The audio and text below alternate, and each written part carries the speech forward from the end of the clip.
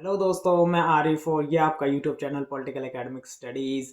आज जो मैं आपके सामने डिस्कस करने वाला हूँ वो है ideas and institution in Indian political thought, यानी कि भारतीय राजनीतिक चिंतन में विचार और संस्थाएं।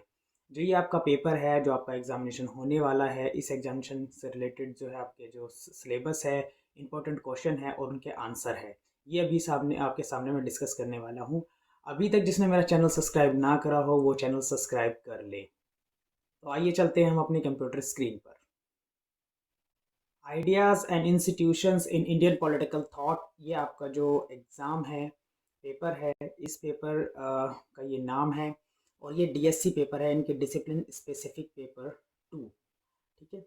ये जो पेपर है आपका, इसमें आपका क्या सिलेबस रहेगा, क्या लर्निंग आउटकम है। तो हम बेसिक अगर लर्निंग आउटकम के ऊपर बात करें तो student will be able to answer about the nature and form of the state craft and exist in the ancient India. फिर इसके में धर्मा एंड दंड है, धर्मा, धम्मा एंड दंड। इसके बाद इसके अलावा जो इसमें न्याय एंड न्याय in Indian ancient thought and राष्ट्र एंड राज्य एंड वर्ना सिस्टम। तो बेसिकली ये 6 यूनिट में ये पूरा सिलेबस जो है कवर अप है। और 6 यूनिट में अगर आप फर्स्ट यूनिट को देखेंगे तो फर्स्ट यूनिट जो है स्टेट क्राफ्ट के ऊपर है, state craft in ancient India. इसके बाद जो सेकंड यूनिट है उसमें धर्मा, धम्मा एंड दंड। इसके बाद थर्ड यूनिट में न्याय एंड नीति। फोर्थ यूनिट जो है उसमें सभा एंड समिति। और फिफ्थ यूनिट जो है इसमें राज्य एवं राष्ट्र। और सिक्स्थ यूनिट के अंदर आपका वर्णा एवं जाति। ये 6 की 6 यूनिट आपकी आ रही हैं। इसमें ये नहीं कि आपकी सिर्फ 2 या 3 यूनिट आएगी। तो सभी स्टूडेंट इस बात को ध्यान से सुन ले कि इसमें किसी भी प्रकार से कोई छूट नहीं है, सभी यूनिट्स आएंगी। ठीक है, यूनिट 1 टू यूनिट 6। तो आइए अभी इसको जो है हम देख लेते हैं क्या क्या इंपॉर्टेंट क्वेश्चंस आपके आने वाले हैं। तो ये जो आपका सिलेबस था, इस सिलेबस में जो मैंने बताया आपको, अब मैं इसके इंपॉर्टेंट क्वेश्चंस बता रहा हूँ कि इसमें कौन कौन से संभावित प्रश्न आ सकते हैं, प्रश्न और उनके उत्तर क्या होंगे, ये सभी मैं आपको डिस्कस करूँगा। तो सबसे पहले जो आपका जो एग्जामिनेशन है, पेपर का नाम है वो है ideas and institution in Indian political thought, यानी कि भारतीय राजनीति चिंतन में विचार एवं संस्थाएं।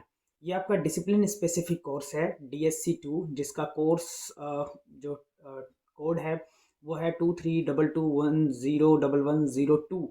ये सिर्फ SOL वालों के लिए कोड है। इसके अलावा ये BA ऑनर्स पॉलिटिकल साइंस, यानी कि ये DU SOL NC वेब जो भी ऑनर्स कोर्सेज है पॉलिटिकल साइंस ऑनर्स कोर्स में, जिस भी स्टूडेंट के पास भारतीय राजनीति चिंतन में विचार एवं संस्थाएं वाला पेपर है, ये सभी के लिए है।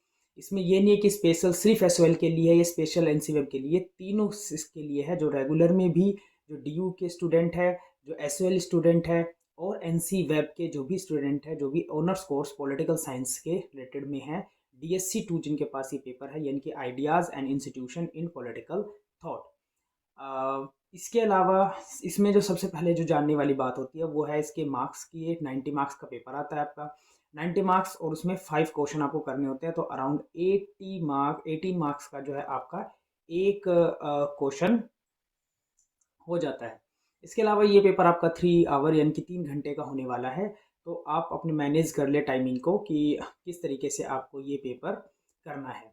कुछ इंस्ट्रक्शन होती है, सबसे पहले वो इंस्ट्रक्शन देख लेते हैं। जैसे कि सबसे पहले जैसे आपको क्वेश्चन पेपर मिलता है, तो क्वेश्चन पेपर मिलते ही आपके टॉप पर अगर आप देखेंगे तो एग्जामिनेशन रोल नंबर लिखा रहता है, उस पर आपको एग्जामिनेशन रोल नंबर लिख देना है, जो भी आपका एग्जामिनेशन रोल नंबर है। इसके अलावा अटेम्प्ट एनी 5 क्वेश्चन, तो आपको 10 क्वेश्चन आएंगे, 10 में से कोई भी 5 क्वेश्चन जो है आपको करने हैं। उन 5 क्वेश्चंस का आपको आंसर देना है, सभी के मार्क्स इक्वल है। इसके बाद जो फोर्थ है वो बहुत इंपॉर्टेंट है। वो इंपॉर्टेंट इसलिए है क्योंकि काफ़ी सारे स्टूडेंट्स जो हैं ये क्वेश्चंस पूछते हैं यूट्यूब पे भी, व्हाट्सएप पे भी, टेलीग्राम पर भी, कि सर हम इंग्लिश मीडियम से है, क्या हम ये वाला पेपर हिंदी में दे सकते हैं। तो हाँ, बिल्कुल आप ये पेपर हिंदी में दे सकते हैं, एब्सोल्युटली दे सकते हैं, कोई इशू नहीं। लेकिन ऐसा ना करें कि आपने जो है 2 क्वेश्चन इंग्लिश में कर दिए, 3 क्वेश्चन हिंदी में कर दिए, या फिर 3 क्वेश्चन हिंदी में कर दिए, 2 क्वेश्चन इंग्लिश में कर दिए। ऐसा बिल्कुल नहीं करना, क्योंकि सीधी सीधी गाइडलाइंस है कि आंसर में बी रिटर्न आइदर इंग्लिश और Hindi. But the same medium should be use through out the paper. यानी कि इस प्रश्न पत्र का जो उत्तर है चाहे तो अंग्रेजी में दे या हिंदी में दे, ठीक है, हिंदी या अंग्रेजी दोनों में से कोई एक दे, लेकिन सभी उत्तरों का जो माध्यम है वो एक ही होना चाहिए। इंग्लिश है तो पूरा इंग्लिश होना चाहिए, हिंदी है तो पूरा हिंदी होना चाहिए। आप हिंदी मीडियम से हैं, इंग्लिश में लिखना चाहते हैं तो लिख सकते हैं, इंग्लिश मीडियम में हिंदी मीडियम में लिखना चाहते हैं तो लिख सकते हैं, पूरी छूट है, कोई दिक्कत वाली बात नहीं है। आपका मीडियम चाहे इंग्लिश रहा हो, हिंदी लिखना है तो लिख सकते हैं। तो हम डिस्कस करते हैं सबसे पहले क्वेश्चन नंबर 1, कि जो इम्पोर्टेंट क्वेश्चन है, जो हर बार आता भी है, और ये क्वेश्चन थोड़ा सा घुमा के आ सकता है, लेकिन बेसिकली इस क्वेश्चन को हम देख लेते हैं। क्वेश्चन ये है कि analysis the theory and practice of ancient Indian state craft, यानी कि भारतीय शासन जो प्राचीन भारतीय शासन कला के सिद्धांत और व्यवहार का विश्लेषण कीजिए। तो इसमें हमें बेसिकली जो है प्राचीन जो भारतीय शासन कला है उसमें क्या क्या सिद्धांत हैं और उसके व्यवहार क्या, उसका विश्लेषण करना है, ये क्वेश्चन है। ये फर्स्ट यूनिट का आपका क्वेश्चन है, और इसमें आपको आंसर किस तरह देना है ये मैं आगे आपको बताने वाला हूँ। जैसे कि आप आंसर कैसे करने हैं, तो आंसर कैसे करते हैं, तो आंसर के लिए सबसे पहले आपने जो प्रीवियस वीडियो है आप वो देख सकते हैं, जिसका डिस्क्रिप्शन में मैं लिंक दे दूंगा कि आंसर कैसे लिखना है। जैसे कि मैं थोड़ा सा एग्जांपल बता देता हूँ। जैसे कि सबसे पहले आपको इंट्रोडक्शन यानी कि प्रस्तावना लिखनी है, फिर जो आपसे पूछा गया है वो पूरा आंसर लिखना है, एंड देन उसका क्रिटिसिज्म है तो क्रिटिसिज्म कीजिए, उसको क्रिटिसाइज यानी कि आलोचनात्मक मूल्यांकन कीजिए। उसके बाद जो है उसको लास्ट में निष्कर्ष लिख दीजिए। ये जो 4-5 पैटर्न का मैंने बताया है, इस पैटर्न में अगर आप अपना आंसर लिखेंगे तो आपको 18 में से 14, 15, 16, 17 तक मार्क्स मिल जाएंगे। ऐसा कुछ भी नहीं है कि आपको मार्क्स नहीं मिलेंगे। आप पैटर्न में लिखे, आंसर में क्वालिटी एंड क्वांटिटी दोनों मैटर करती है। ये नहीं है कि सिर्फ और सिर्फ पेज भरने पे ध्यान देना है, क्वांटिटी के साथ साथ क्वालिटी भी मैटर करती है कि आप अपना कंटेंट क्या लिख रहे हैं, ठीक है। तो ये फर्स्ट क्वेश्चन था। इसके बाद जो सेकंड इंपॉर्टेंट क्वेश्चन है वो सेकंड इंपॉर्टेंट क्वेश्चन है critical analysis ancient India of on the basis of Kautilya, यानी कि कौटिल्य के आधार पर प्राचीन भारत का आलोचनात्मक मूल्यांकन, यानी कि जो कौटिल्य के द्वारा जो भी सिद्धांत दिया गया है स्टेट क्राफ्ट को लेके, तो स्टेट क्राफ्ट को लेके उन्होंने किस तरीके से बात की और किस क्या क्या चीज़ें उन्होंने स्टेट के लिए मानी, तो वो सब चीज़ें रिगार्डिंग कौटिल्य से कौटिल्य का स्टेट क्राफ्ट के ऊपर भी क्वेश्चन आ सकता है। ये घुमा के भी आ सकता है, डायरेक्ट इस तरीके से भी आ सकता है, कौटिल्य के विचार को प्रतिपादित कीजिए, ठीक है। इसके बाद जो है क्वेश्चन नंबर 3, तो क्वेश्चन नंबर 3 है, ये क्वेश्चन नंबर 3 है हमारा। इसमें है कि explain the concept of Dharma in ancient tradition, यानी कि प्राचीन भारतीय परंपराओं में धर्म की अवधारणा की व्याख्या कीजिए। चाहे तो सीधा यही आ सकता है क्वेश्चन कि प्राचीन भारतीय परंपराओं के अंदर धर्म की जो व्याख्या है वो कीजिए, या ये क्वेश्चन इस तरीके से भी आ सकता है कि describe the similarities and differences between the dharma and dhamma, ठीक है। धर्मा और धम्मा के बीच में क्या अंतर है और क्या समानताएं हैं, ठीक है, उसके बारे में आ सकता है। या फिर डायरेक्ट आपसे ये पूछा जा सकता है इसी क्वेश्चन को, इनके धर्मा वाले को, ये धम्मा वाले को ही, explain the position of the Ashoka dhamma, यानी कि जो अशोक का है, ठीक है, अशोक के जो धम्म है, धम्म की जो स्थिति का वर्णन कीजिए कि अशोक की जो धम्मा पॉलिसी है वो क्या है, ठीक है। ये क्वेश्चन किसी भी तरीके से आ सकता है, ये वाला आप बहुत अच्छे से करके जाए। इसी तरीके से यही वाला क्वेश्चन एक इस तरीके से भी आ सकता है कि क्वेश्चन नंबर 4 में कि धर्मा एंड दंड, ठीक है, are two pillar of the Hindu concept of state, do you agree, ठीक है। यानी कि धर्म और दंड राज्य की हिंदू अवधारणा के दो स्तंभ है, क्या आप सहमत है, उदाहरण सहित, यानी कि आंसर विद सुटेबल एग्जाम्पल के तहत इसको आपको बताना है। और इसी को डायरेक्ट इस तरह भी दे सकता है कि importance of discuss the importance of punishment in ancient political system, ठीक है। पनिशमेंट की जगह यहाँ पर सीधा वो दंडा वर्ड का यूज कर सकते हैं, दंड वर्ड का यूज कर सकते हैं, या पनिशमेंट भी यूज कर सकते हैं, ठीक है। यानी कि प्राचीन भारतीय जो व्यवस्था है उसमें दंड के महत्व को बताइए। तो ये आपके 4 क्वेश्चन हो गए जो इंपॉर्टेंट है। इसके बाद क्वेश्चन नंबर 5 जो है, what was the nature of the function of the सभा एंड समिति, क्रिटिकली इवेल्युएट देयर रिलेशनशिप के बारे में बताना, यानी कि सभा और समिति जो होती है उनके स्वरूप और उनके कार्य क्या क्या होते हैं और उनके संबंधों का आलोचनात्मक मूल्यांकन करना है। इसके बाद क्वेश्चन नंबर 6 है। क्वेश्चन नंबर 6 जो है वो है हमारा relationship between the what is the relationship between the न्याय एंड नीति। न्याय और नीति क्या है, इनके बीच में क्या संबंध है, ये बताना है। And what role did it play in ancient Indian state craft, यानी कि प्राचीन भारतीय शासन कला में इसकी क्या भूमिका रही है। ये तो इस तरीके से आ सकता है, या फिर ये इस तरीके से आ सकता है कि discuss the theory of justice presented by the John Rawls and comment on ideal justice, यानी कि जॉन रॉल्स द्वारा प्रस्तुत न्याय के सिद्धांत पर चर्चा कीजिए तथा आदर्श न्याय पर टिप्पणी कीजिए। ठीक है, ये न्याय से ही है दोनों, ये दोनों के दोनों जो क्वेश्चन बताए। उसके बाद है question number 7, discuss the evolution of nation in state. Nation and state in Asian India, यानी कि प्राचीन भारत में राष्ट्र और राज्य के विकास पर चर्चा करनी है। या तो ये इस तरीके से आ सकता है, ये इस तरीके से आ सकता है कि discuss the similarity and difference between the concept of राष्ट्र एंड राज्य, यानी कि राष्ट्र और राज्य की अवधारणा के बीच समानताएं एवं भिन्नताओं पर चर्चा करनी है। इसके बारे में पूछा जा सकता है। इसके बाद आता है हमारा क्वेश्चन नंबर 8। क्वेश्चन नंबर 8 जो है वो है evaluate the functioning of non monarchial form of government in ancient India, यानी कि प्राचीन भारत में जो है सरकार के गैर राज्यशाही रूपों का, कामकाजों का जो है मूल्यांकन है, उसके बारे में बताना है। इसके अलावा है क्वेश्चन नंबर 9।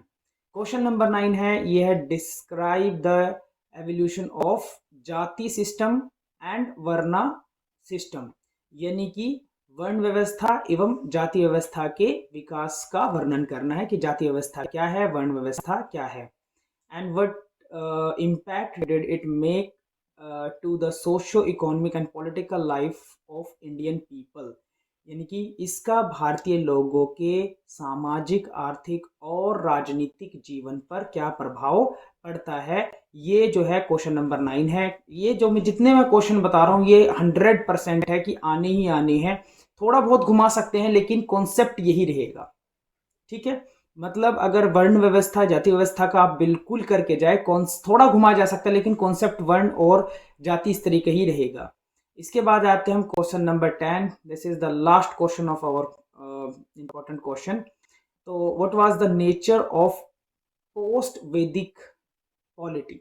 ठीक है, यानी कि उत्तर वैदिक जो राज्य है, व्यवस्था की जो प्रकृति है उसके बारे में बताना है। कि फिर उसके बाद है what was the relationship of varna with the law of politics during this phase, यानी कि इस चरण के दौरान कानून और राज्य के साथ वर्ण का क्या संबंध था।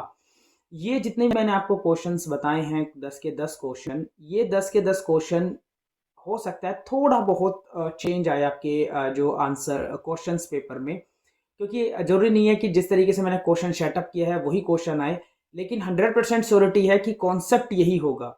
सिर्फ और सिर्फ वर्डिंग चेंज हो सकती है, जैसे कि समानता की जगह पर डिफरेंसेस पूछ सकते हैं, डिफरेंसेस की जगह पर आपसे जो है संबंध पूछ सकते हैं, रिलेशनशिप पूछ सकते हैं। तो कुछ भी हो, आप ये जो मैं कॉन्सेप्ट बता रहा हूँ इस कॉन्सेप्ट को अच्छे से करके जाएं, आपका आराम से इन्हीं में से सारा आ जाना है। जैसे कि अगर मैं बात करूं इससे पहले जो आपका पेपर हुआ है understanding political theory, understanding political theory आप मेरी वीडियो उठा के देख सकते हैं और आप ना अपना जो आज पेपर हुआ है वो भी देख सकते हैं। वो बिल्कुल बहुत सिमिलर है, मतलब 99.99% बिल्कुल सेम पेपर है जो मैंने बताया था। इसके अलावा इंट्रोडक्शन टू पॉलिटिकल थियोरी है, वो भी सेम पेपर आया है जो भी मैंने बताया था। इसके अलावा अभी तक जो इन्वायरमेंट का हो चुका है लगभग वो भी सेम आया है, और हिंदी का भी बताया था, हिंदी का भी लगभग वही सेम आया है। तो लगभग कॉन्सेप्ट वही रहता है जो मैं बता रहा हूँ, थोड़ा वर्डिंग चेंज हो सकती है, वर्डिंग का तो कोई दिक्कत नहीं है, सिर्फ आपको कॉन्सेप्ट समझना है कि वर्ण व्यवस्था से आ रहा है या फिर कास्ट सिस्टम से आ रहा है। वर्डिंग थोड़ी सी चेंज हो सकती है लेकिन सेम वही आना है। इसके अलावा आपको जो इंपॉर्टेंट चीज़ ध्यान देने वाली है कि इनके आंसर कहाँ मिलेंगे। इनके आंसर जो है आपको मेरे टेलीग्राम चैनल है उसका जो लिंक है मैंने डिस्क्रिप्शन में दे दिया है। आप डिस्क्रिप्शन में आराम से जो है मेरे टेलीग्राम का लिंक है उस चैनल का, जिसमें ये सारे नोट्स हैं जिसमें BA programme, BA honours political science सभी के नोट्स उसमें मिल जाएंगे आपको। इसके अलावा मेरा जो है इंस्टाग्राम पर चैनल है जिसके थ्रू आप मुझसे कांटेक्ट कर सकते हैं, और चैट बॉक्स में आपको कौन सी वीडियो किस टॉपिक पे बनवानी है उस पर भी आप लिख सकते हैं, इंस्टाग्राम के थ्रू भी, और वैसे भी आप मुझे कांटेक्ट कर सकते हैं। तो आइए चलते हैं अब इनके आंसर पर, कि इनके आंसर्स को आपको कैसे करना है और इनके आंसर कहाँ मिलेंगे आपको। तो उसको मैं बता ही चुका हूँ कि टेलीग्राम पर आपको इजीली इनके सभी नोट्स, इनके सभी आंसर आपको टेलीग्राम पर मेरे चैनल मिल जाएंगे, और अभी मैं डिस्कस करूंगा कि इनके आंसर आपको कहाँ मिलेंगे। जो फर्स्ट क्वेश्चन है, analysis the theory and practice of ancient Indian statecraft, यानी कि प्राचीन भारतीय शासन कला, सिद्धांत एवं व्यवहार का विश्लेषण कीजिए। जो ये प्रश्न है, इस प्रश्न का जो उत्तर है जो मैं आपको बता रहा हूँ, आपको एज इट इज़ वही लिखना है। और इससे रिलेटेड, जो स्टेट क्राफ्ट से रिलेटेड कोई भी क्वेश्चन आ जाता है, चाहे वो कौटिल्य के थ्रू आ जाए, चाहे वो अशोक का धम्म नीति के थ्रू आ जाए, ठीक है, या किंगशिप के थ्रू आ जाए, ठीक है, तीनों क्वेश्चन का आंसर आपको इसी तरीके से लिखना है। विशेष रूप से अगर हम प्राचीन भारत में अगर राज्य का स्वरूप देखें, तो विशेष रूप से हम कौटिल्य को पढ़ते हैं, अशोक के राज्य को हम धम्म के आधार पर देखते हैं, और राजशाही और शासन कला की उत्पत्ति के सिद्धांत भी हम देखते हैं। तो सबसे पहले आपको जैसे ही अपना आंसर आप जैसे आप अपना आंसर लिखेंगे, तो उसकी शुरुआत आप करेंगे परिचय यानी कि प्रस्तावना से, ठीक है। उसके बाद आपको जो है सीधा इंट्रोडक्शन पर आ जाना है, मतलब इंट्रोडक्शन इंग्लिश में, हिंदी वाले परिचय लिखेंगे, ठीक है। तो आपको कम से कम आधा पेज का या एक पेज का जो है इंट्रोडक्शन दे देना है, क्योंकि ये बहुत ज़रूरी है, क्योंकि आप जो क्वेश्चन लिख रहे हैं वो 18 नंबर का एक प्रश्न है, ठीक है। तो इसमें आपको बता देना है कि प्राचीन भारत में शासन कला पर चर्चा करने से पहले सबसे पहले हमें ये समझना होगा, आवश्यक है कि भारतीय राजनीतिक विचार क्या है, ठीक है।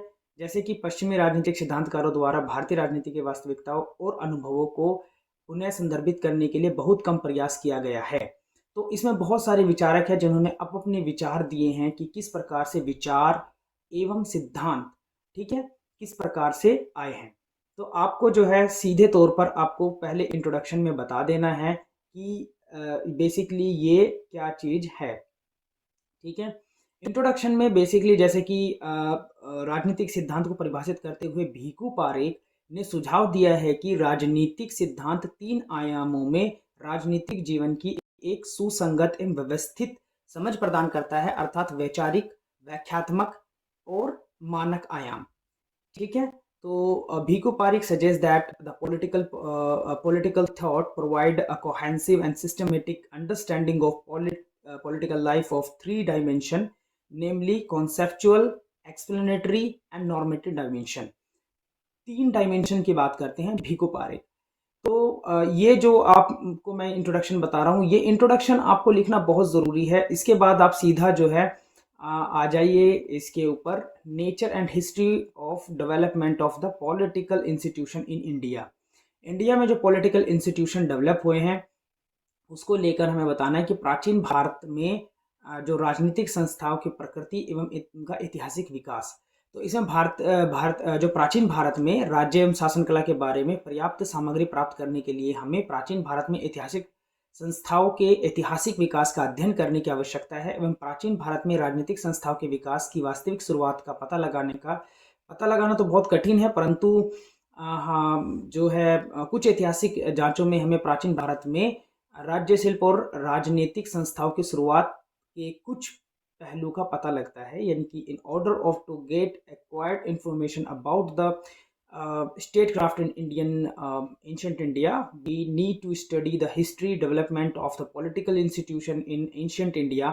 It is really difficult to trace actual beginning of development of political institution in ancient India, but there are some historical required to we can trace some aspect of the beginning of statecraft and political institution in ancient India, ठीक है। जैसे कि अगर हम बात करें हड़प्पा सभ्यता स्थलों की है, ठीक है, इंडस वैली सिविलाइजेशन जो हमारी थी उसके बारे में, फिर राजा के कई ऐसे स्तरों पर शासन करते थे। तो अगर हम इसको देखें तो ये जो है आपको इसमें बता देना है प्रारंभिक काल से लेकर, फिर उसके बाद दूसरा जो चरण आया ठीक है। फिर इसके बाद हमारा जो सीधा आ जाता है वो आता है राजशाही और राज्य कला की उत्पत्ति। तो theory beginning, theory origin of kingship and statecraft, ये आपको इसमें नेक्स्ट हेडिंग डाल देनी है। नेक्स्ट हेडिंग इसमें आपको जो आई है ये राजशाही और राज्य कला की उत्पत्ति, इसको बता देना है। इस काल में दो अलग अलग धारणाएं थी। पहली थी मजबूत राजशाही शक्ति का युग था, ठीक है, और दूसरा जो था चौथी व पांचवी सदी ईसा पूर्व में सरकार के गणतांत्रिक रूप का उदय, ठीक है। तो ये दोनों आपको इसके अंदर बेसिकली थोड़ा सा ना इसको डिस्क्राइब कर देना है कि किस तरीके से ये वर्क करता है। इसके बाद जो है इसी में आपको थोड़ा सा धम्मा का बता देना है, जो अशोक का धम्मा है। Ashoka the state in Ashoka dhamma. तो अशोक के धम्मा जो है सिद्धांत जो है उसमें स्टेट का क्या रोल है, स्टेट को स्टेट का किस तरीके से उन्होंने बताया है। तो अशोक के राज्य एवं शासन कला के विषय में जानकारी के स्रोत उनके जो शिलालेख है उनसे पता चलते हैं, जो हमें यह अनुमान लगाने की अनुमति देते हैं कि अशोक के समय में राज्य व शासन कला कैसे थी। इसके विषय में धम्म के माध्यम से अशोक ने जिन नीतियों का जो है निर्धारण किया उनमें मुख्यतः सामाजिक जिम्मेदारी, सहिष्णुता, अहिंसा का समर्थन जैसे विषय शामिल थे। The source of information about the Ashok kingship kingdom and governance are this encryption which allow to guess what the kingdom and governance will like at the time of Ashoka. The rule laid down by Ashok throughout Dhamma mainly include topics such as the social responsibility, tolerance and support of non-violence, ठीक है। तो आपको ये जो state के बारे में है इसके बारे में बता देना है। फिर अशोक धम्मा का जो प्रसार है, ठीक है, जो इन्फ्लुएंस हुआ है, जो स्प्रेड हुआ है, स्प्रेड ऑफ अशोक धम्मा, इसके बारे में बता देना है। एंड देन लास्ट में आपको ये कंक्लूजन बता देना है।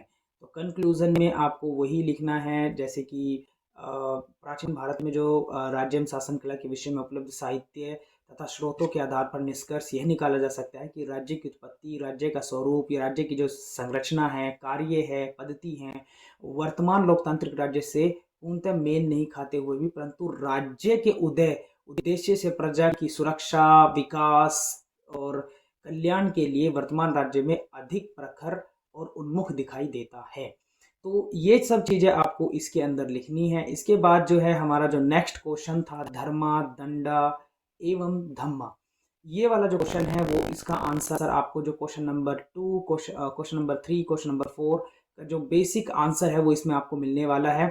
यानी कि जो धर्मा है वो क्या है, धम्मा एवं दंडा, ठीक है। तो ये बेसिकली जो है आपको 3 नीतियों के बारे में है। इसमें धर्म क्या है, धम क्या है और दंड क्या है। तो जो मैंने क्वेश्चन बताया उसका आंसर आपको बेसिकली उसी तरीके से वापस से करना है कि सबसे पहले आपको इंट्रोडक्शन दे देना है। इंट्रोडक्शन मतलब परिचय। तो इंट्रोडक्शन बेसिकली जो है, हम अगर बात करें महाभारत की, तो महाभारत के जो शांति पर्व है इसमें राजधर्म कहा गया है, ठीक है। शांति पर्व में इसे राजधर्म कहा गया और राजशाही जो है प्राचीन भारत में सबसे अधिक प्रचलित थी, इसीलिए राज्य व शासन के अध्ययन को राजा का धर्म कहा जाता था। और राजधर्म में राजा के सभी कर्तव्य और शासन से संबंधित चीजें शामिल थी।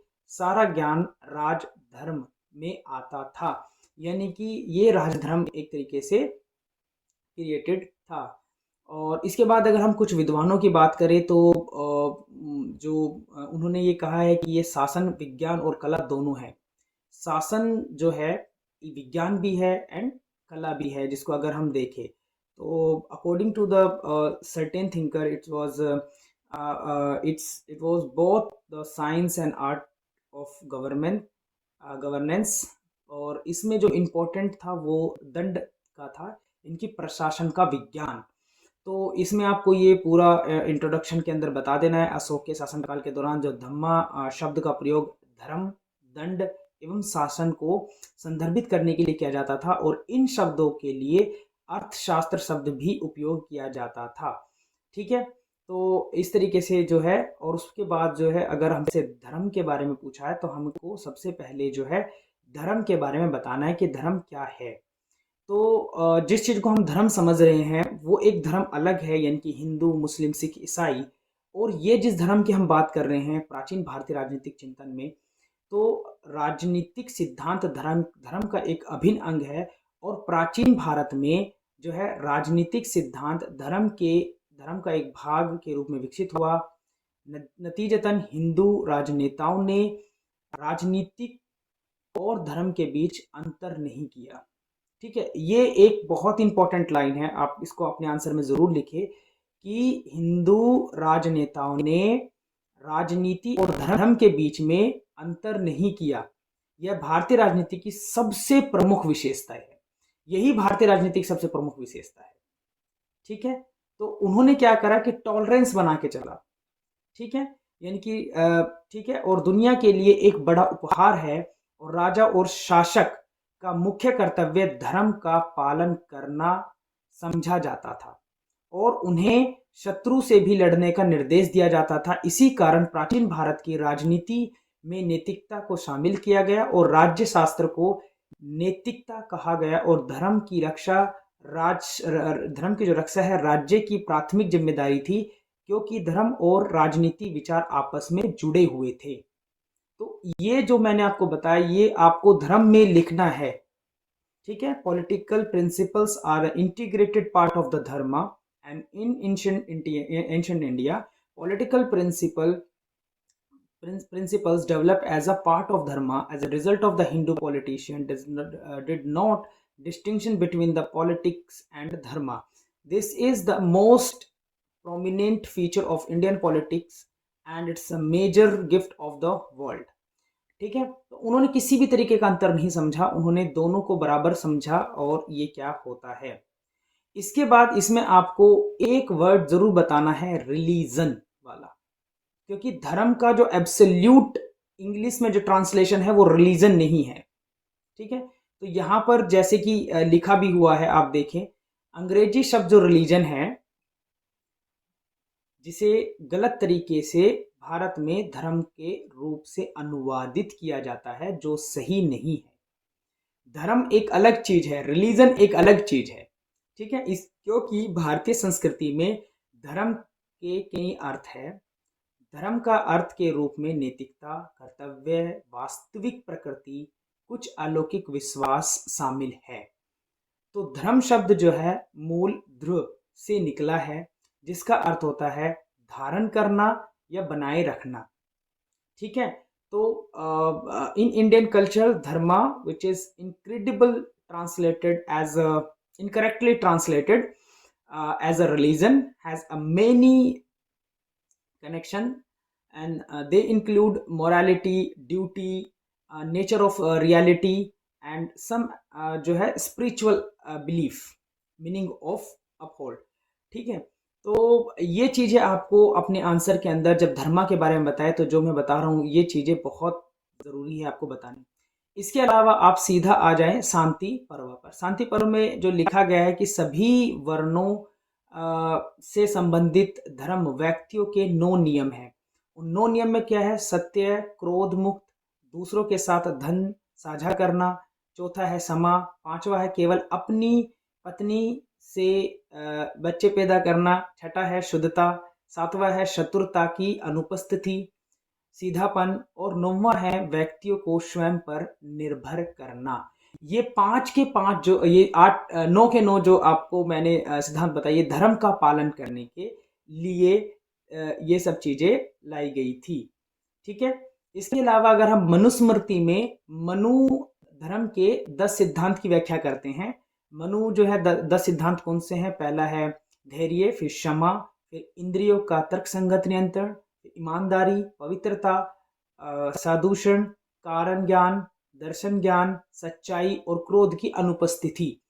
ये एक तो शांति पर्व के बारे में बता दिया मैंने, शांति पर्व में क्या कहा गया, फिर उसके बाद मनुस्मृति में धर्म के बारे में क्या कहा गया।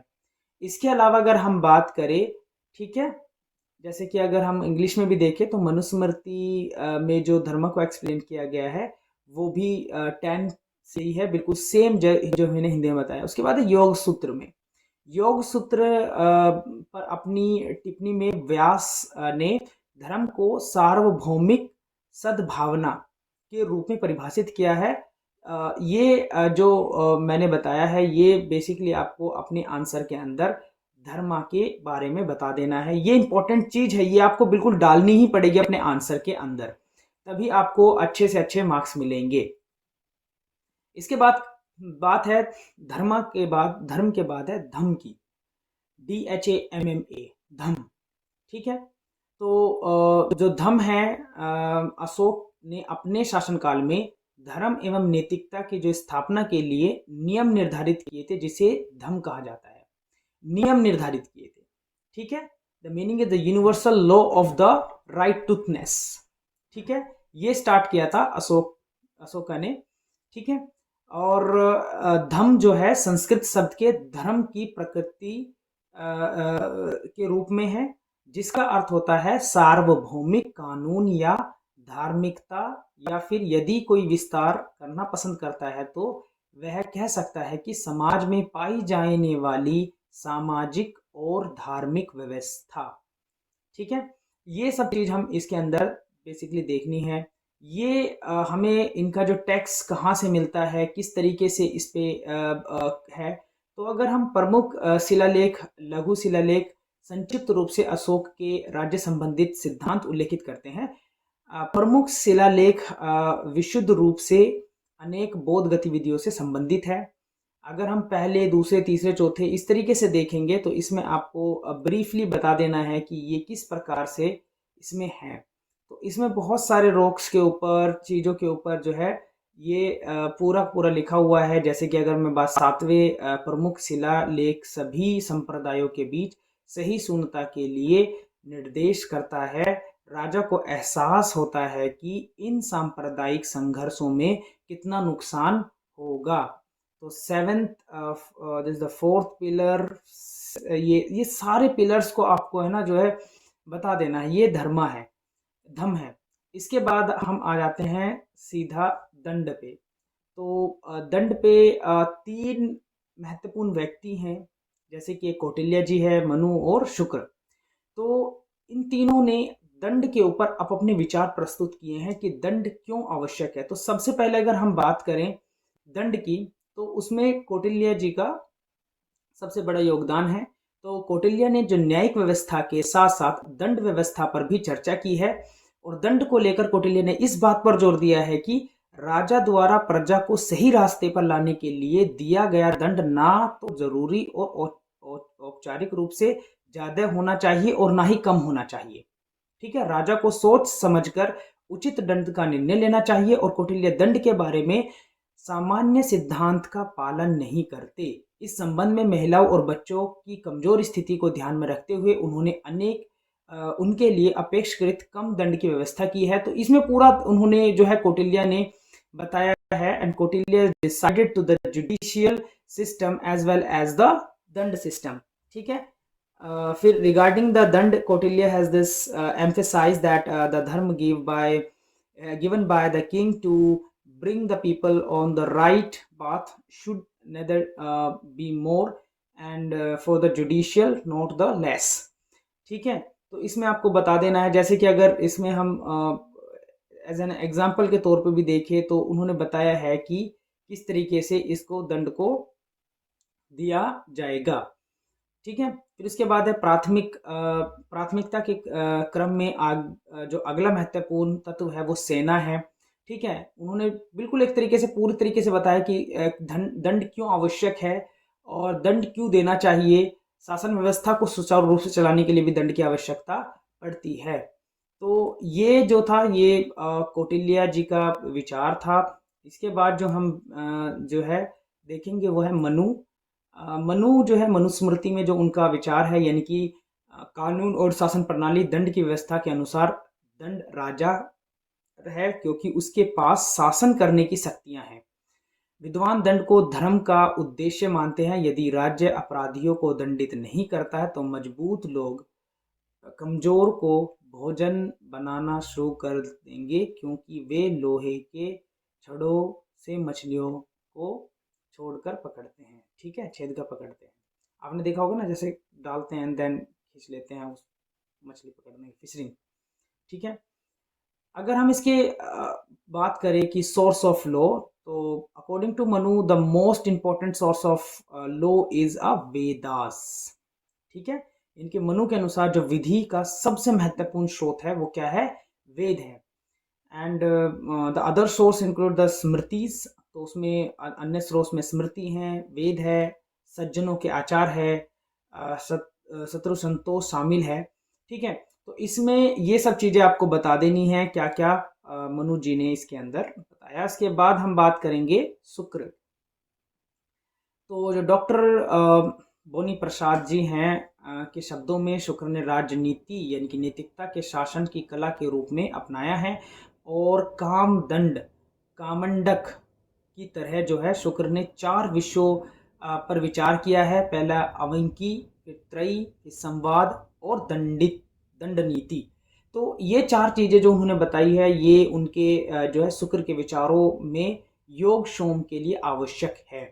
तो इस तरीके से जो है ये आपका दंड नीति में तीनों के विचार आ जाएंगे। पहला कौटिल्य, दूसरा जो है आपका मनु, और तीसरा शुक्र। इसके बाद आता है हमारा नेक्स्ट, इसी के अंदर ही ये भी क्वेश्चन आता है कि प्राचीन भारत में धर्म, दंड एवं धम का महत्व क्या था। तो जैसे कि मैंने अभी आपको बताया कि धर्म क्या है, फिर धम क्या है, फिर दंड क्या है। तो प्राचीन भारत में राजनीतिक ज्ञान चाहे किसी भी नाम से पुकारा गया हो, जैसे कि चाहे वो धर्म के नाम से हो, चाहे धम के नाम से हो, या दंड शास्त्र के नाम से हो, इसकी महिमा का वर्णन करने वाले कई प्राचीन ग्रंथों में सर्वोच्च ज्ञान का दर्जा दिया गया है। कौटिल्य के अनुसार दंड नीति 3 प्रमुख विद्याओं में से एक है। ठीक है, तो ये आपको महत्व बता देना है। फिर जो मनु के अनुसार जो है दंड, धर्म और राजा है। ठीक है, जो मनु के अनुसार जो दंड, धर्म और राजा है, इसके माध्यम से राजा प्रजा की रक्षा भी करता है, और चारों आश्रमों के सभी लोगों से अपने कर्तव्यों का पालन भी करवाता है। जब सब सो जाते हैं तो दंड जाग जाता है। ठीक है, तो जो कमांडर के अनुसार जो है नीति और अनैतिकता दंड नीति में स्थित है। तो ये चीजें जो है आपको अपने बेसिकली जो है इसके अंदर बता देनी है। उसके बाद आपको जो है कंक्लूजन पे आ जाना है। कंक्लूजन पे बेसिकली बता देना, comprise to western political philosophy, Indian political tradition and thinker exhibit a distinct style of the government, and this system was thus entitled founded by the dharma, danda, and which some thinker reflect the dharma, and dharma has a significant impact of the development of the religious and the function of the state and the ancient India. ठीक है, जो पश्चिमी दार्शनिक की तुलना में जो है भारतीय जो प्राचीन भारतीय राजनीतिक परंपरा है और सोच जो है उसकी सरकार की एक अलग शैली प्रदान करती है। और इस प्रणाली की स्थापना जो है प्रारंभ से धर्म और दंड की स्थापना पर की गई थी, जिसका विचार धम्म भी कहते हैं। तो आपको इस तरीके से जो है ये वाला जो है क्वेश्चन कर लेना है। इसके बाद जो है हमारा नेक्स्ट क्वेश्चन आता है न्याय और नीति से। तो न्याय और नीति वाले क्वेश्चन में क्वेश्चन जो है 2-3 तरीके से पूछा जा सकता है, जो कि मैंने आपको पहले बता दिया है, जस्ट उसके मैं आंसर आपको बता रहा हूँ। तो इसमें जो है न्याय और नीति according to the ancient Indian thinker, the first one is the Kautilya view on nyaya and niti, and Kautilya view of Kautilya on जज सिलेक्शन। ठीक है, and the third one the Manu view of न्याय and niti, and Manu view of the idea of punishment. ठीक है, तो फिर उसके बाद हमें इसमें जो अलग से जो एक 2 थिंकर्स को और पढ़ना है। एक है जॉन रॉल्स, ठीक है, और दूसरे हैं अमर्त्य सेन। ठीक है, सेन का जो न्याय का मॉडल है और उनका दर्शन है, और इसके अलावा जो है न्याय का सिद्धांत जो है रॉल्स, थ्योरी ऑफ जस्टिस। तो इसमें बेसिकली आपको सबसे पहले वही करना है कि आपको सबसे पहले इसमें इंट्रोडक्शन बता देना है। तो nature of nyaya by Amartya Sen, the renowned professor of economics, it's a very important book of the development of न्याय and the guiding work of on the concept of न्याय। जो अमर्त्य सेन एक विख्यात प्रोफेसर है, अमर्त्य सेन जी, जो उनके द्वारा न्याय का जो स्वरूप है इसके बारे में उन्होंने विकास पर एक अत्यंत महत्वपूर्ण पुस्तक है तथा न्याय की जो अवधारणा पर एक पथ प्रदर्शक कार्य है। अमर्त्य सेन ने भारतीय संस्कृत संस्कृत एवं न्याय शास्त्र के आधार पर नीति और न्याय दृष्टिकोण का रुख अपनाया और साहित्य की व्यापकता के माध्यम से अमर्त्य सेन ने रॉल्स के नीति केंद्रित दृष्टिकोण के लिए अपने न्याय केंद्रित दृष्टिकोण को प्रस्तुत करने का प्रयत्न किया। जो जॉन रॉल्स की बुक है अ थ्योरी ऑफ जस्टिस की आलोचना भी की और उनकी पुस्तक से ज्ञात होता है कि रॉल्स के द्वारा प्रस्तुत किए गया न्याय के सिद्धांत को क्या होना चाहिए वह नीति और न्याय के बारे में बात करते हैं अमर्त्य सेन जी। ठीक है, तो ये आपको इंट्रोडक्शन में बेसिकली बता देना है। इंट्रोडक्शन में बताने के बाद उसके आपको सीधा आ जाना है कि इसमें डेफिनेशन ऑफ न्याय की क्या डेफिनेशन है। इसके बाद है कॉन्सेप्ट ऑफ नीति एंड न्याय, इनकी प्राचीन भारत में न्याय और नीति का जो कॉन्सेप्ट है वो क्या है। तो कोई भी कल्याणकारी राज्य अपने आप में निरंकुशता और स्वेच्छाचारिता शासन व्यवस्था को दूर करने का प्रयास करता है और समाज के जो हितों को किसी भी प्रकार से अन्य हितों के अधीन बनाना खारिज करता है। जो अधीनस्थ बनाना जो है वो पूरी तरीके से जो है खारिज करता है। और प्राचीन काल में भारतीय राजनीति और शासन व्यवस्था में इन विशेषताओं पर प्रकाश और दृष्टि डाली गई है। और जैसे कि हम नीति और न्याय की जो सर्वोच्चता जो कि प्रत्येक आधुनिक लोकतांत्रिक व्यवस्था का प्रमुख बिंदु है, जिस पर प्राचीन भारत के प्रशासन का जो भवन है निर्माण किया गया है, आधुनिक आलेखों के जन्म से पूर्व ही सिद्धांत के भारतीय नीतिशास्त्र संकल्पना में मौजूद है। तो आपको बेसिकली ये पूरा बता देना है। फिर उसके बाद न्याय एंड नीति इन एंशिएंट इंडिया, ठीक है, इसको डिस्क्राइब कर देना है। फिर उसके बाद आपको सीधा आ जाना है न्याय के कॉन्सेप्ट के पर जो कि मनु का कॉन्सेप्ट है, मनु और कौटिल्य। तो इस तरीके से आपको ये पूरा जो है कॉन्सेप्ट जिस तरीके से पूछा गया है इसको पूरा आंसर है। न्याय की क्या परिभाषा है, न्याय किस तरीके से और न्याय किसके लिए, ठीक है। फिर उसके बाद जो है रॉल्स द्वारा प्रस्तुत किया गया जो न्याय है, जॉन रॉल्स के द्वारा प्रस्तुत किया गया न्याय है यानी कि the principle of nyaya presented by the Rawls. So the roles, the theory of Nyaya presented by the John Rawls come to the force when everyone talk about the utilitarian concept of maximizing the welfare of the society and maximizing the happiness of the majority of the people। इसको maximum happiness of the maximum people and maximum happiness of the maximum good के तौर पे भी जाना जाता है। तो जो John Rawls theory of justice है वो डिस्ट्रीब्यूटिव न्याय की बात करती है, वितरणात्मक न्याय का जो सिद्धांत के तथ्य पर आधारित है। और न्याय समाज के भीतर रहने वाले व्यक्तियों के बीच पारस्परिक लाभ के लिए एक सहयोग की प्रणाली है। जैसे यह अलग अलग व्यक्तियों के लिए हितों व साझा हितों को पहचान के लिए संघर्ष प्रस्तुत करता है, उसी तरीके से सामाजिक सहयोग व लाभ और बोझों को न्याय के सिद्धांत के लिए जो है आधार की को परिभाषित करता है। तो इसमें पूरा जो न्याय का सिद्धांत है जॉन रॉल्स का वो हमें इसके अंदर बताना है। तो इसमें जो सबसे इम्पोर्टेंट है जॉन रॉल्स के सिद्धांत में वो है अज्ञानता का पर्दा। तो अज्ञानता का पर्दा क्या है, उसको विल्स ऑफ इग्नोरेंस बोला जाता है, विल्स ऑफ इग्नोरेंस। तो जो अज्ञानता का पर्दा है वो एक जो है उसमें जब एक अज्ञानता का पर्दा हटा दिया जाता है, एक अज्ञानता का पर्दा यानी कि जैसे कि एक पर्दा है उससे इधर आप सभी व्यक्तियों को पता है कि उनकी स्थिति क्या है, जैसे अज्ञानता के पर्दे के पीछे क्या है उनको पता ही नहीं है उनकी स्थिति क्या है। उसके बाद वो उस उधर से इधर आएंगे यानी कि जब वो अज्ञानता का पर्दा हट जाएगा तो अनुबंध को बनाए रखा जाएगा। और एक बार जो लोग अपनी मूल स्थिति छोड़ देता है तो मूल रूप से यह एक कट्टरपंथी समाजवादी उदाहरण के तौर पर देखा जाता है, यानी कि उसमें एक अलग ही व्यक्ति का होता है कि जैसे कि मैंने बताया पर्दा है, पर्दा जैसे हटेगा, ठीक है, यानी कि पर्दा वाला जो स्थिति है अज्ञानता का पर्दा है, पर्दे के इस तरफ सबको पता है कि हम किस स्थिति में हैं, लेकिन पर्दे के पीछे क्या फिर उसका डेलिबरेटिव जस्टिस यानी कि वितरणात्मक न्याय के आधार पर ही उनको जो है सोर्सेज दिए जाएंगे। इसके बाद है सेकंड प्रिंसिपल ऑफ न्याय। जो सेकंड प्रिंसिपल ऑफ न्याय है वो है कि रॉल्स के द्वारा प्रस्तुत किए गए न्याय के बुनियादी सिद्धांत सामान्यतः लक्ष्य हासिल करने के साधन हैं और का मुख्यतः जो है धन के वितरण के पहलू से संबंधित रखते हैं। यदि लोगों को अज्ञानता के पर्दे के पीछे का सवाल का सामना करना पड़ता है तो क्या वह उपयोगितावादी सिद्धांत को स्वीकार करेंगे जो कि धन के वितरण से संबंधित है। तो ये आपको इसके अंदर बता देना है जॉन रॉल्स के, फिर उसके बाद उसका तुलनात्मक आलोचनात्मक सिद्धांत बता देना है कि किस तरीके से ये है इसको क्रिटिसाइज किया गया है। इसके बाद आपको कंक्लूजन पे बता देना है। इस तरीके से आपका ये जो न्याय वाला क्वेश्चन है और जो उसके बाद सेन का जो न्याय का सिद्धांत है ये बता देना है। इस तरीके से आपका ये वाला क्वेश्चन भी कंप्लीट हो जाएगा। इसके बाद आपका आ जाता है सभा और समिति का।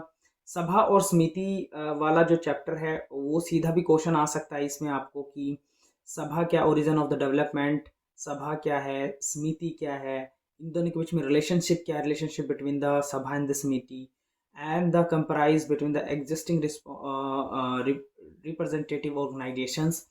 और मतलब उत्पत्ति और विकास, सभा और समिति की जो उत्पत्ति है और विकास है वो कैसे हुआ।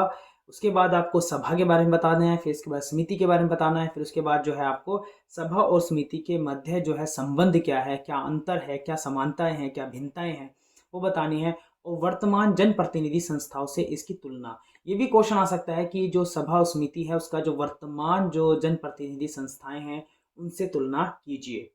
तो सबसे पहले आपको वही करना है, आपको इंट्रोडक्शन लिख देना है। इंट्रोडक्शन जो है यानी कि परिचय। तो परिचय में आपको बता देना है कि जो मानव सभ्यता का जो विकास का जो बेहतर शासन व्यवस्था की परिकल्पना और प्रयोग से प्रारंभ हुआ है, व्यक्तियों से समाज व समाज से राज्य का विकास की परिकल्पना इसका एक परिणाम है। सामान्यतः यह माना जाता है कि लोकतंत्र, गणतंत्र और संसद यह आधुनिक पाश्चात्य राजनीतिक व्यवस्था की संकल्पना है, परंतु प्राचीन भारतीय चिंतन व साहित्य में शासन संबंधी राजनीतिक संस्थाओं का उल्लेख मिलता है। ऋग्वेद में सर्वप्रथम गणतंत्र शब्द का उल्लेख 40 बार और अर्थवेद में 9 बार किया गया है। ठीक है, तो ये जो गणतंत्र है हम जो बात करते हैं ये बहुत पुरानी प्राचीन स्थिति है जो कि हमें इसके अंदर बता देनी है।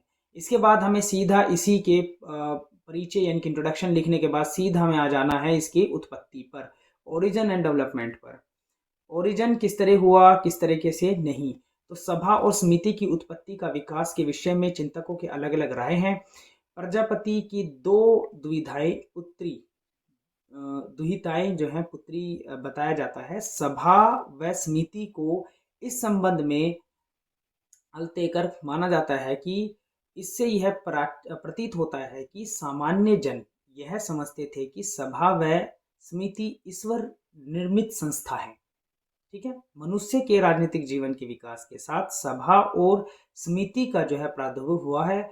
और अल्तेकर ने 3 प्रकार की सभाओं यानी कि सभा, समिति और विद्वत का उल्लेख किया है, परंतु यह कहा कि इन शब्दों का एक निश्चित अर्थ बताना कठिन है। तो इसीलिए उन्होंने 4 प्रकार, जैसे कि पार्श्व माधा ने बृहस्पति के 4 प्रकार की सभाओं का वर्णन किया है। तो अगर हम पहली सभा की बात करें तो पहली सभा है अचल सभा जो गांव में होती थी। फिर है चल सभा जो कि विद्वानों व्यक्तियों की सभा जो कि भ्रमण करती थी। उसके बाद है तीसरे प्रकार की वह है अधिकार संपन्न समिति जो कि अधीक्षक इसका प्रधान होता था। इसके बाद है चौथे प्रकार की जो सभा है वो होती थी आज्ञानुसार सभा, राजा इसका प्रधान होता था। इनकी जो सर्वश्रेष्ठ सभा होती थी। ठीक है, अंचल सभा, चल सभा, द empowered समिति एंड द सभा फॉर द कमांडर। जो कमांड होती थी, the king was it's the head of this सभा एंड एम्पावर्ड समिति का जो हेड होता था वो सुपरिटेंडेंट होता था। एंड इसी तरीके से ये एक तरीके से आपको बता देना है कि ये सभा समिति किस तरीके से है। इसके बाद अगर हम बात करें सैंडो ने लिखा है कि अर्थवेद में सभा के स्थान पर संसद शब्द का प्रयोग किया गया है। तो ये भी आप लिख सकते हैं, फिर इसको आपको एक्सप्लेन कर लेना है। फिर इसके बाद लुडविक का मानना है कि सभा में उच्च वर्ग के लोग जैसे कि पुरोहित, धनिक आदि शामिल होते थे। समिति में सामान्य लोग सदस्य शामिल होते थे। तो ये भी एक डिफरेंस बताने की कोशिश की है लुडविक ने। जो सभा थी उसमें उच्च वर्गीय, और जो समितियां होती थी उसके अंदर सामान्य वर्ग, यानी कि कोई भी आ सकता था। ठीक है, ये आपको बता देना। इसके बाद अगर हम बात करें इसी में ही डिफरेंट डिफरेंट विद्वानों की, उसके बाद हम बात करेंगे सीधा सीधे तौर पर सभा की, कि सभा एक्चुअली में होती क्या है। तो वैदिक और उत्तर वैदिक काल में जो राजनीतिक जो राष्ट्रीय जीवन के कार्यकलापों में जो तत्कालीन जनप्रिय सभाओं और वह सभाओं के माध्यम से प्रकट किया जाता था, उसमें सभा में एक महत्वपूर्ण लोकप्रिय संस्था भी माना जाता था सभा को।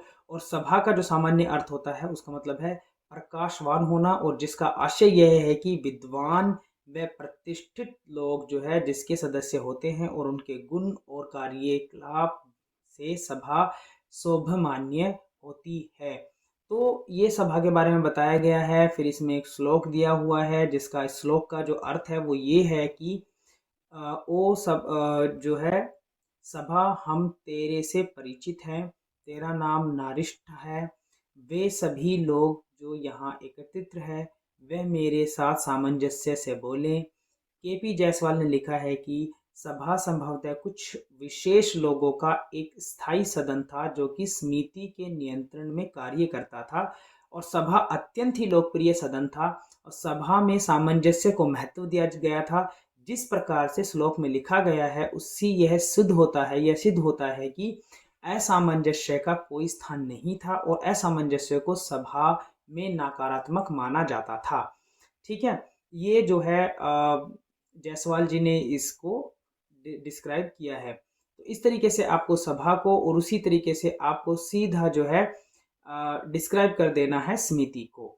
फिर उसके बाद जो है इन दोनों के जो रिलेशनशिप को बता देना है, क्या डिफरेंस रिलेशनशिप है सभा और समिति का। इसके बाद जो है आधुनिक जन प्रतिनिधि सभाओं के इसकी क्या तुलना की जा सकती है उसके बारे में बता देना, कंपैरिजन बताना है, उसके बाद उसको निष्कर्ष कर देना है। इस तरीके से आपका ये वाला क्वेश्चन भी हो जाएगा।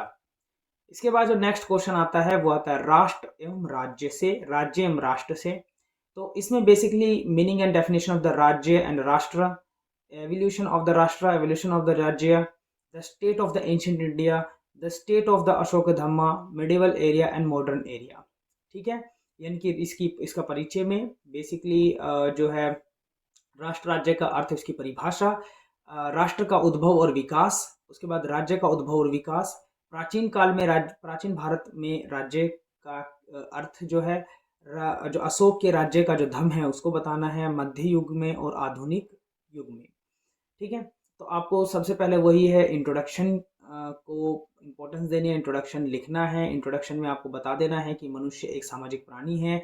सामाजिकता का संदर्भ मनुष्य की भावना, सुरक्षा और उसकी आवश्यकता के साथ जुड़ा हुआ है, और इस मानवीय प्रवृत्ति की आवश्यकता के कारण परिवार और समाज जैसी संस्थाओं का विकास हुआ। परिवार और समाज की कुछ सीमाएं होती हैं, इसीलिए मानव समाज का विकास राष्ट्र राज्य के रूप में हुआ, और मनुष्य की भावना व विचार अपने आधारित राष्ट्र और राजनीतिक आधार स्वरूप राज्य जैसी संस्था का उदय हुआ।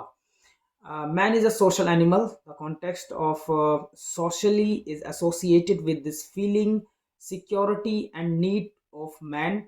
Due to the human tendency, the need institution like a family and society develop. There are some limitation of the family and society. Therefore, the development of the human society took place in the form of the nation state. Yes, state nation.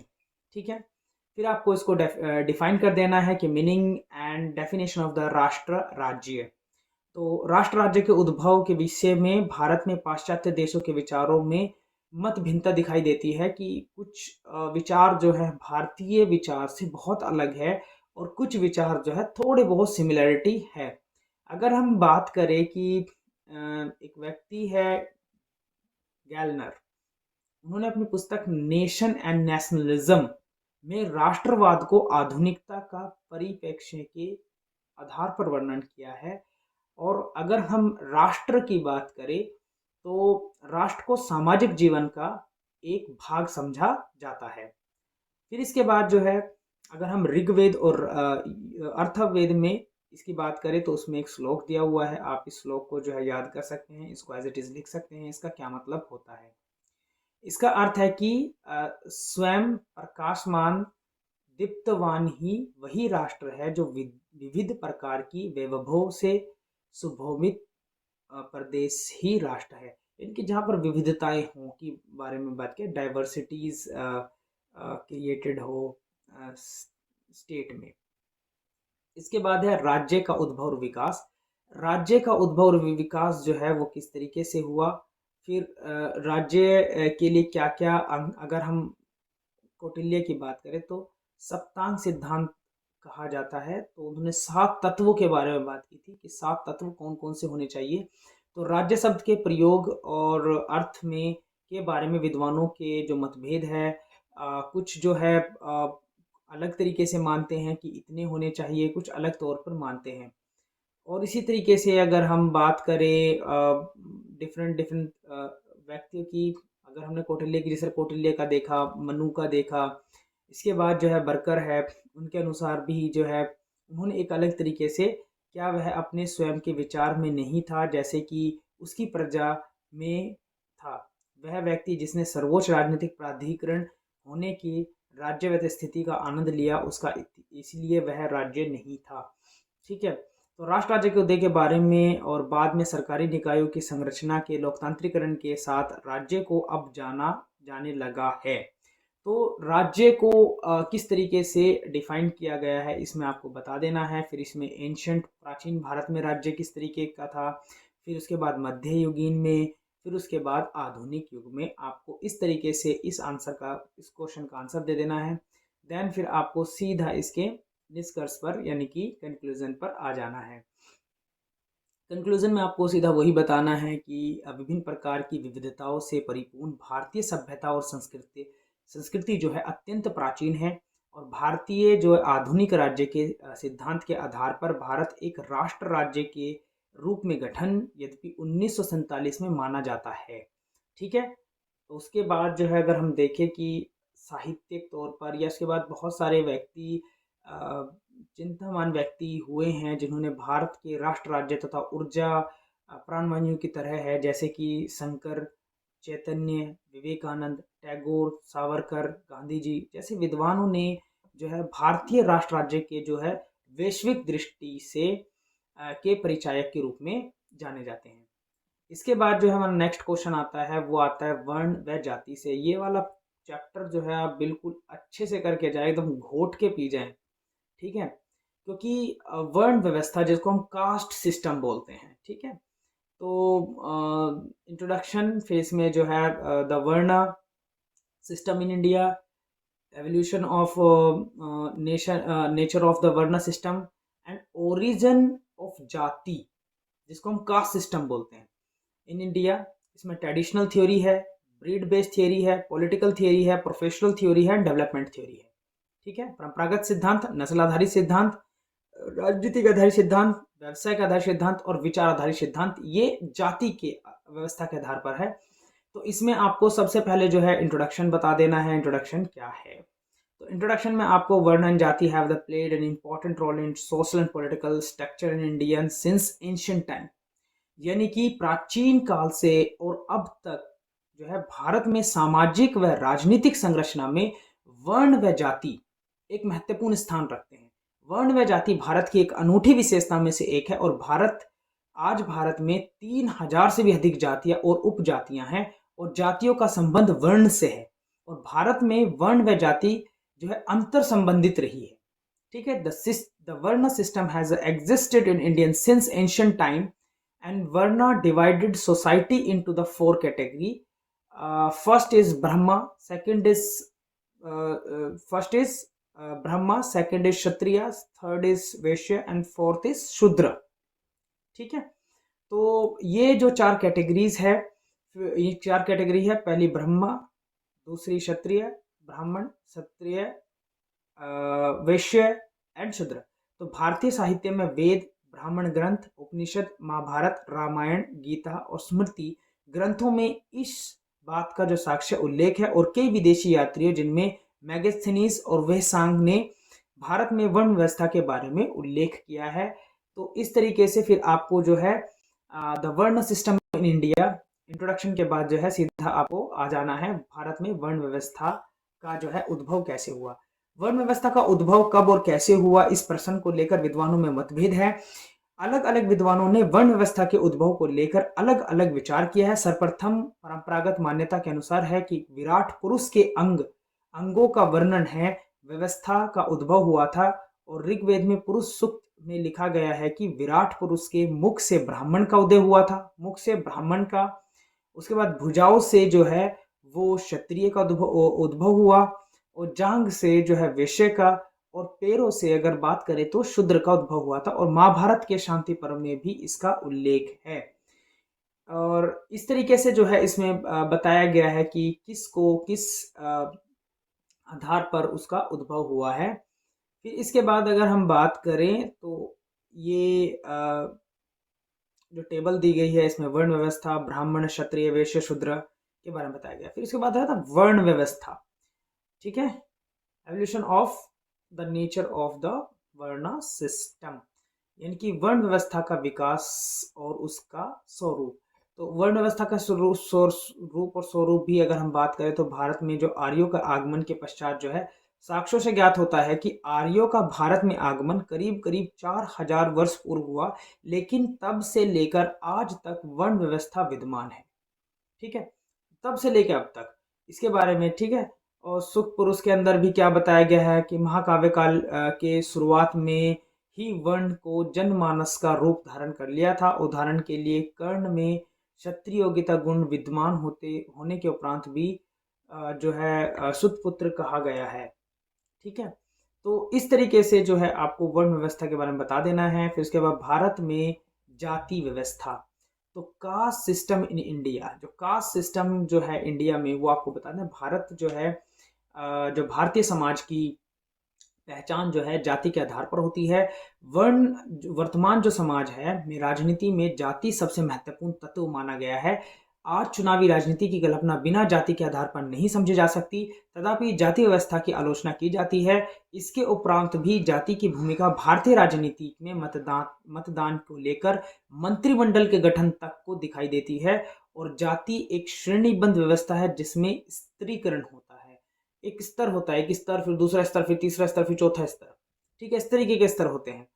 एक परंपरागत सिद्धांत जो है जाति का सबसे पहले हम परंपरागत सिद्धांत के बाद ट्रेडिशनल थ्योरी जो है कास्ट की, तो ट्रेडिशनल थ्योरी इनकी परंपरागत सिद्धांत, इन परंपरागत सिद्धांत का मानना यह है कि जाति व्यवस्था देवीय मूल की उत्पत्ति है, ईश्वरीय जो है मूल की उत्पत्ति है। और इस सिद्धांत के अनुसार जाति व्यवस्था वर्ण व्यवस्था का विस्तारित रूप है, जहां पर चारों वर्ण ब्रह्मा जी के शरीर से उत्पन्न हुए थे, परंतु पदानुक्रम के शीर्ष पर ब्राह्मण थे जो कि मुख्य रूप से शिक्षक और बुद्धिजीव थे, और ब्राह्मण के सिर पे बने हुए थे। तो इस तरीके से ब्राह्मण है, फिर क्षत्रिय है, फिर वैश्य है, फिर शूद्र है। तो इस तरीके से फिर उसके बाद सेकंड जो कॉन्सेप्ट आता है उसको बोलते हैं ब्रीड बेस्ड सिस्टम, ठीक है, इसको बोलते हैं नस्ल आधारित सिद्धांत। तो जाति के लिए संस्कृत शब्द का वर्ण जो है संस्कृत शब्द जो है वर्ण है, जिसका अर्थ होता है रंग से। तो भारतीय समाज में जाति के जो स्त्रीकरण की उत्पत्ति चतुर्वर्ण व्यवस्था से हुई है, ब्राह्मण, क्षत्रिय, वैश्य, शूद्र। भारतीय समाज शास्त्र में D.N. मजूमदार ने अपनी पुस्तक भारत में नस्ल और संस्कृति के उल्लेख किया है कि जाति व्यवस्था ने भारत में आर्यों के आगमन के बाद अपना जन्म लिया, और ऋग्वेदिक साहित्य जो आर्य और गैर आर्य दास के बीच में जो है अंतर का बहुत महत्वपूर्ण रूप से जोर देते हैं, ना केवल रंग में बल्कि उनकी वाणी, धार्मिक प्रथाओं और शारीरिक विशेषताओं में भी वर्ण व्यवस्था को देखा गया है। कास्ट सिस्टम यानी कि एक हो गया ब्रिड। उसके बाद अब पॉलिटिकल थियरी में क्या है, राजनीतिक आधारित सिद्धांत। और इस सिद्धांत के अनुसार जाति व्यवस्था को ब्राह्मणों द्वारा खुद को सामाजिक पदानुक्रम की उच्च सीढ़ी पर रखने के लिए आविष्कार किया गया था। तो ये बहुत ही इम्पोर्टेंट है कि भाई सबसे ऊपर कौन थे, ब्राह्मण थे, तो ब्राह्मण को ही जो है सर्वश्रेष्ठ माना गया। तो ये पॉलिटिकल हो गया, फिर प्रोफेशनल है, फिर डेवलपमेंट थ्योरी है। इस तरीके से जो है आपका ये वाला क्वेश्चन भी हो जाएगा। फिर आपको बाद में इसमें ये पूरा ब्राह्मण क्या है, क्षत्रिय क्या है, शूद्र क्या है, वैश्य क्या है, इसके बारे में पूरा वर्ण व्यवस्था के बारे में बता देना है। फिर आपको जो है आपको सीधा इसके निष्कर्ष पे लिख देना है। निष्कर्ष करने के बाद आपका ये क्वेश्चन कंप्लीट हो जाएगा। तो इस तरीके से जो है आपका ये पूरा पेपर जो है हो जाएगा। तो इस तरीके से आपको ये पूरा पेपर करना है। पेपर को करने के लिए आपको जो मैंने तरीका बताया कि सबसे पहले आपको प्रस्तावना यानी कि आपको इंट्रोडक्शन लिखना है। इंट्रोडक्शन लिखने के बाद जो है आपको जो है पूरा जो क्वेश्चन पूछा उसका आंसर देना है। देन आपको जो है उसको क्रिटिसाइज यानी कि आलोचना बतानी है। आलोचना के बाद आपको निष्कर्ष। तो ये पूरा पैटर्न रखना है आपको आंसर लिखने में। तो ये वीडियो आपको अच्छी लगी हो तो अपने दोस्तों में शेयर करें, लाइक करें, सब्सक्राइब करें। Thank you.